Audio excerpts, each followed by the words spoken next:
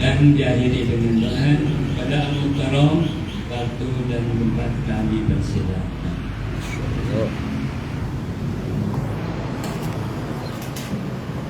Assalamualaikum warahmatullahi wabarakatuh.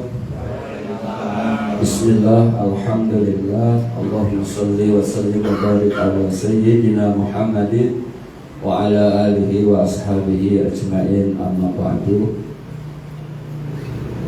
Napangkeun wasta rahmat syukur kawit di Kampung Daerah Budak, Kelurahan Margawati, Kecamatan Garut Kota. Kantos 7 tahun mondok di Ponpes Karesek Cibatu Garut. Selama nyantri mengabdi di Kampung Parakan Telur Cibatu Garut sekitar 1989 sampai 1993. Alhamdulillah diamanahkan pupur guru di pesantren Kampo ngajar murang kali di Kampung Parakan Telur. Salah sawios murang kali dina wakos eta teh aya nu namina Budi Mulyadi. Nu alhamdulillah rezekina saya bisa wasilah Pak Haji Suratmo, Pak Haji Suranto, mohon maaf, anjeunna diangkatkeun umroh malih sareng Kang Maman asal Tasikmalaya, malih sareng padamelna, malih keluargana. Ini teh amal yang sangat baik, yang solid. Harapan mudah-mudahan amal soleh Pak Haji mendapat keberkahan. Yakin ini amal soleh yang menjadi jariah yang akan terus mengalir pahalanya dan keberkahannya, rezekinya oleh Allah akan dilipat gandakan. Maksudnya abi bade kabudi wih di Garut, wih nengok pesantren, ras nengok jamaah nu bade umroh oge di Leles Garut, tapi 28 oge mungkin penerbangan. Lajeng bade ka dayeuh kolot aya wartosna budi cenah bade umroh. Sareng bade ngajak makan bakso di handap. Karena pernah malam-malam itu pulang dari mana waktu itu diajak makan bakso di sini. Itu maksud enggak tahu ada acara seperti ini. Tadinya ketemu makan bakso pulang. Bah cenah atuh sekedapeng ngirim heula acara. Moal naon bud moal. Kalau besan abi oke pada angkat umroh tapi 28 oke nyanak jamaah MDA penerbangan 7.30. Berarti di airport paling tidak jam 3 pagi harus sudah berada di airport, termasuk yang di Lemes. Budi sudah cerita beda penerbangan, beda program oke. Pami Budi sareng Kang Maman sareng keluarga Pak Haji ka Makkah heula, abi mah langsung ke Madinah. Nah, bud hese papandina itu moal papangih itu ya mal papangih itu pastilah. Pak Haji itu tujuan awal sebetulnya, tapi karena merasa ya bukan tanggung jawab lah, dulu pernah ikut kita, bareng kita, ngaji kita, ya udah bud lah sebentar ikut. Kemudian dimohon untuk menyampaikan pesan dan kesan tentang Saudi Arabia saat ini. Yang jelas beberapa hari yang lalu ada badai yang sangat menggembarkan untuk di Indonesia. Tapi abi nanya ke perwakilan sana, ya di sana biasa-biasa aja ya. Karena kalau sudah ada di YouTube, nyebar di video itu hingga booming, jadi rame gitu ya. Padahal jamaah tetap ibadah, memang ada yang terbawa angin, tapi intinya tidak ada yang membawa pada musibah yang luar biasa. Anu kahiji nu ingin disampaikan pengalaman abi di tahun 2000 di dekat tahun ayeuna nyanak jamaah baik haji ataupun umroh. Hiji anu utami mah ikhlas karena Allah Subhanahu wa taala. Seperti Pak Haji mensedekahkan hartanya untuk ini ikhlas. Ikhlas karena Allah untuk mendapatkan ridha Allah Subhanahu wa taala. Maka Budi juga harus ikhlas dalam melaksanakan umroh. Wa atimul hajja wal umrota lillah. Sempurnakan haji dan umroh itu karena Allah, bukan karena yang lain-lain. Kemudian yang kedua, bersyukur kepada Allah Subhanahu wa taala. Bersyukur atas nikmat Allah, bersyukur atas rezeki Allah. Dalam konteks ini, siapa yang tidak bahagia? Termasuk yang 6 tadi yang berangkat umroh, pasti bahagia, di mana kafir 28 akan menuju tanah suci, dan itu menjadi dambaan semua umat Islam, menjadi keinginan dari umat Islam. Tidak semua orang mampu bisa berangkat ke tanah suci. Saya Pak Haji marabot sama, marabot, muhajir, imam, sekarang aja jadi ketua yayasan dan haji. Dulu seperti Budi sama. Ada hamba Allah yang digetarkan oleh Allah sehingga tahun 2000 saya bisa melaksanakan ibadah haji.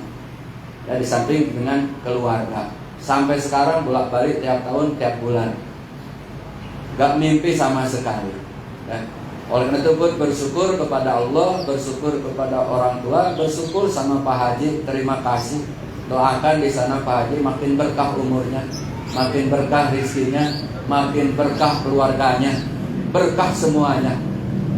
Yang ketiga, laksanakan ibadah sesempurna mungkin sesampainya di tanah suci. Ibadah di Masjidil Haramnya, tawaf dan sa'inya, doa-doa di tempat mustajab. Begitupun nanti di Madinah, doa di Raudhah, sampaikan salam kepada Rasulullah Shallallahu Alaihi Wasallam. Ibadah umroh ini sama dengan ibadah haji yang menitik beratkan kepada fisik, bukan kepada doa. Yang kedua kepada harta. Yang ketiga kepada aman. Oleh karena itu kata istito'ah di dalam ayat itu maknanya mampu secara harta, ekonomi, mampu secara fisik, juga aman. Nah, kata-kata mampu bagi Budi sama saya ini sama Pak Haji. Kalau secara ekonomi saya belum mampu, tetapi ada satu keyakinan Allah akan memampukan orang-orang yang terpanggil. Bukan karena semata-mata harta, karena tidak sedikit orang punya harta, kasih cago nyampe, kasih kaso oke nyampe, ayo ke Mekah dan nyampe. Oleh itu ini panggilan Allah melalui wasilah Pak Haji, sehingga Budi bisa menikmati ibadah di tanah suci. Oleh karena itu doa tawaf nggak ada rukun, nggak ada wajib. Doa sa'i juga tidak rukun, tidak wajib. Bahkan di rukun dan wajib haji, satu-satunya yang rukun yang harus dilapalkan hanya niat umroh, niat haji. Nawaitul umrota wa ahramtu biha lillahi ta'ala, atau labbaik Allahumma umrota. Ini wae hiji. Doa tawaf teu baca doa ge teu naon-naon. Doa sa'i nggak baca doa juga nggak apa-apa, karena yang rukun itu adalah tawafnya, berkelilingnya dengan benar dalam keadaan suci, bahu kanan terbuka dan tidak boleh bahu kiri membelakangi Ka'bah. Kalau sa'i boleh tidak punya suci atau tidak berwudu, ya, bahkan bolak-balik juga di sa'i mah nggak apa-apa. Jadi nggak usah khawatir dengan doa-doa yang panjang dari buku Departemen Agama, karena pembimbingnya juga belum tentu hafal. Jangankan jamaahnya, pembimbingnya aja belum hafal, buktinya masih pakai doa, buku doa pembimbing juga. Oleh karena itu pun jangan pusing dengan buku doa. Saya pernah Pak Haji dibingungkan oleh jamaah di Garut. Ujang senang tong tawaf heula cenah abi teh katinggalkeun buku doa. Heureuk balik ka hotel tuh 10 menit jalan oge atuh. Mun mungguan manehna ngambil buku geus pabarantak eta jamaah, moal bisa netep dina tempat eta. Ada lagi yang satu, buku doa ketinggalan, kacamata ketinggalan. Buku doa ke bawah, kacamata ke bawah. Ujang halamannya berapa kan? Udah ketemu halamannya, bacaannya gimana? Jadi ngariweuhkeun ka pembimbing nu kitu mah.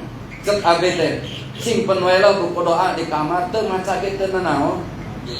Ada doa yang diajarkan Jibril, diajarkan Nabi Adam, diajarkan Nabi Ibrahim, Nabi Ismail alaihissalam di Hajar Aswad kayak mana? Apa tuh? Subhanallah walhamdulillah wa la ilaha illallah wallahu akbar la haula wala quwata illa billahil aliyyil azim. Tiyamani ke Hajar Aswad doanya Rasulullah, Rabbana atina fid dunya hasanah wa fil akhirati hasanah wa qina adzabannar. Ditambah wa adkhilna jannata ma'al abrar. Sah nggak? Sah. Nggak doa pun nggak apa-apa. Terus bagaimana tuh buku doa yang dari Departemen Agama? Loh, sayang atuh harga 30 juta masa nggak dibaca? Ya kalau bisa dibaca ya baca aja silakan. Tapi kalau dari bacanya daripada salah, kayak orang Padang, Allahumma tuh nggak bisa, Pak. Saya ketawa lagi tawaf, Allahumma orang Padang, kenapa jadi Allahumma itu baca? Ya. Orang Sunda nggak bisa nyebut Allah, Allah. Ahagi mari dakwah kesana orang teh kudu sadar ke Allah. Dan orang Sunda, nu bener mah Allah hanya besar. Udah terjemahnya boleh nggak? Boleh. Ya, baca Quran boleh, perbanyak selawat boleh. Jadi kalau mampu itu doa dibaca. Paling tidak terjemahnya agar bisa menghayati. Itu jadi untuk doa itu tidak rukun, tidak wajib. Boleh dibaca. Kemudian yang keempat, jangan usil terhadap amalan ibadah orang lain. Di sini kunut, di sana jangan maksain kunut. Ya, kalau maksain kunut berjamaah subuh di Nabawi sangat Mekah batal berjamaahnya. Wah ya, ikut Kak Imam Hanafi lah di situ mah. Gitu ya, nggak ada kunut. Habis sholat zikir nggak ada bareng di sana. Orang langsung pulang, orang langsung tidur. Ya, ada lagi yang sholat tuh macam-macam, yang nangkep dada lah, yang kedinginan, yang nangkep bodong, yang nangkep burung, ya, yang tidak nangkep apapun. Karena yang rukun ternyata Allahu Akbar-nya, bukan ngangkat tangannya. Bakal melihat, bahkan tahiyat awal, tahiyat akhir Tunisia, ya, Afrika, tahiyat awal, tahiyat akhir duduknya sama aja gitu kayaknya. Kita kan beda, di sono enggak. Nah, jangan usil terhadap amalan ibadah orang lain, ya. Kemudian yang kelima, jika ada yang mungkin merasa ditegur oleh Allah, jangan punya prasangka itu atas dosa-dosa kita. Dan yakinkan sama yang mau berangkat, tempat suci bukan tempat pembalasan. Sehingga sieun karena pernah mau beli Pak Haji umpama ini mah ayo masih ditegur gitu. Sieun di dia pernah nempelin pelanggan bakso, di sana tempelin lagi, buang ke ya, enggak ada. Orang korupsi aja bolak-balik aman kok. Saya pernah bawa beberapa orang korupsi, Pak. Tuh Bupati Karawang yang masih nyantri sekarang ya. Ada lagi pejabat itu Asabri pulang tangkap polisi masih nyantri, aman-aman aja. Ya, apalagi kita yang nggak pernah korupsi, nggak pernah nempelin, nggak pernah nyolong duit Pak Haji Surat, mau aman. Tempat suci bukan tempat pembalasan. Yakinkan bahwa di sana akan dijamu oleh rahmat Allah, oleh maghfirah Allah. Tidak ada doa yang tidak dikabulkan saat doa di Raudhah. Tidak ada doa yang tidak dikabulkan saat doa di Multajam. Dikabulkan. Cuma doanya jangan disebutkan nama yang nitipin doa itu. Pegawai Pak Haji berapa ini? Ini kan pegawai semua. 70 ditulis Maman, Mimin, Momon, Ois. Wah, itu apa itu? Pas mau baca yang Maman kena air. Ini Maman, Mimin, Momon 5 menit mikirin itu. Malaikat aja kesel nungguin doanya dia. Oleh doanya apa? Kalau saya pribadi dari dulu sampai sekarang diajarin mah jangan di pesantren. Doanya Gusti kabulkan doa abi dan keluarga, jangan anu nitip doa ke abi. Di bawah 1 menit saya doa di Raudhah sama di Raudhah. Ya Allah kabulkan doa kami, doa keluarga kami dan mereka yang menitipkan doa kepada kami. Cemimin ya Allah anaknya belum dapat jodoh, belum ini candi sunat, udah ngeyel banget kata mau doa gitu mah ya.